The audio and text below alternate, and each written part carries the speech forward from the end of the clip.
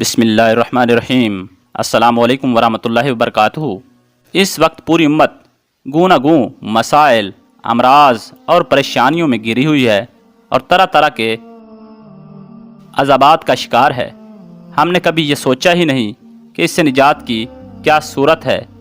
حضرت علی رضی اللہ تعالیٰ عنہ کا ارشاد ہے کہ عرض کائنات میں دو امان دیے گئے، زمین کے دو امان میں سے ایک تو اٹھا لیا گیا اور وہ رسول اللہ صلی اللہ علیہ وسلم کی ذات گرامی ہے، اور دوسرا باقی رہ گیا اور وہ استغفار ہے۔ اس کو معلوم ہوا کہ امت جب تک استغفار کرتی رہے گی اللہ تعالیٰ کے عذاب سے محفوظ رہے گی۔ اس کی مزید تائید اس حدیث شریف میں ہوتی ہے۔ مسند احمد میں حضرت فضالہ بن عبید رضی اللہ تعالیٰ عنہ حضور اقدس صلی اللہ علیہ وسلم کا ارشاد نقل کرتے ہیں، بندہ عذاب خداوندی سے امن میں ہے جب تک کہ وہ استغفار کرتا ہے۔ معلوم ہوا کہ ہمیں ہر وقت استغفار یعنی گناہوں سے معافی مانگتے رہنا چاہیے۔ حضرت عبداللہ بن بصر رضی اللہ تعالیٰ عنہ سے روایت ہے کہ رسول اللہ صلی اللہ علیہ وسلم نے ارشاد فرمایا، بہت عمدہ حالت ہے اس شخص کے لیے جو قیامت کے دن اپنے اعمال نامے میں کثیر استغفار پائے۔ دوسری روایت میں آتا ہے کہ جو شخص چاہے کہ قیامت کے دن اس کا اعمال نامہ اس کو خوش کر دے تو اس کو کثرت سے توبہ و استغفار کرتے رہنا چاہیے۔ حضرت انس رضی اللہ تعالیٰ عنہ سے روایت ہے کہ رسول اللہ صلی اللہ علیہ وسلم نے ارشاد فرمایا، نگرانی کرنے والے دو فرشتے یعنی اعمال لکھنے والے کسی بھی دن جب اللہ جل شانہ کے حضور کسی کا اعمال نامہ پیش کرتے ہیں اور ان کے اول و آخر میں استغفار لکھا ہوتا ہے تو اللہ جل شانہ کا ارشاد ہوتا ہے کہ میں اپنے بندے کا وہ سب کچھ بخش دیا جو اس اعمال نامہ کے اول و آخر کے درمیان ہے۔ حضرت حسن بصری رحمۃ اللہ علیہ سے کسی نے قحط سالی کی شکایت کی یعنی بارش نہ ہونے کی، تو انہوں نے فرمایا استغفار کرو۔ دوسرے نے تنگ دستی کی شکایت کی تو اس کو بھی فرمایا کہ استغفار کرو۔ تیسرے آدمی نے اولاد نہ ہونے کی شکایت کی تو اس کو بھی فرمایا کہ استغفار کرو۔ چوتھے نے شکایت کی کہ پیداوار زمین میں کمی ہے تو ان کو بھی فرمایا کہ استغفار کرو۔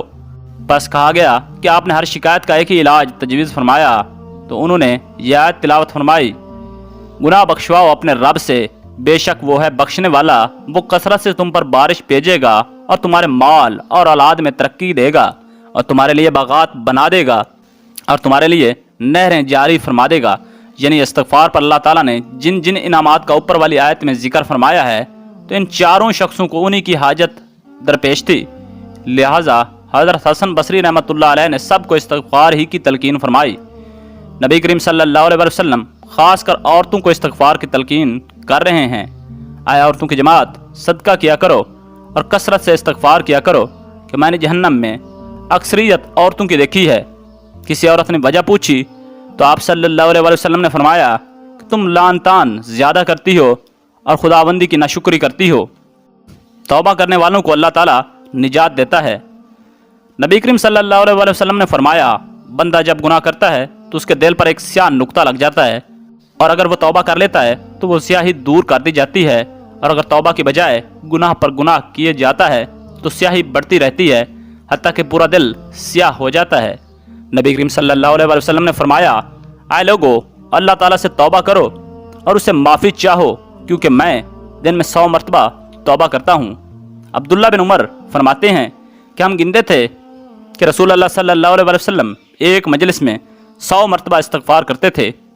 نبی کریم صلی اللہ علیہ وسلم نے فرمایا، ہمارا رب جو بابرکت اور بلند و بالا ہے، جب ہر رات کا آخری تہائی حصہ باقی ہوتا ہے تو وہ آسمان دنیا کی طرف نزول فرماتا ہے اور کہتا ہے، کون ہے جو مجھ سے دعا مانگے تو میں اس کی دعا کو قبول کروں؟ کون ہے جو مجھ سے معافی طلب کرے تو میں اسے معاف کروں؟